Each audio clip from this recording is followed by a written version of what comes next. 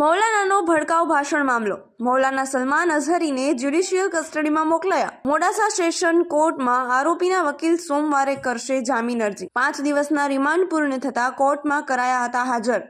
સુરક્ષા કારણોસર મૌલાનાને સાબરમતી જેલમાં મોકલવામાં કોર્ટે આદેશ કર્યો.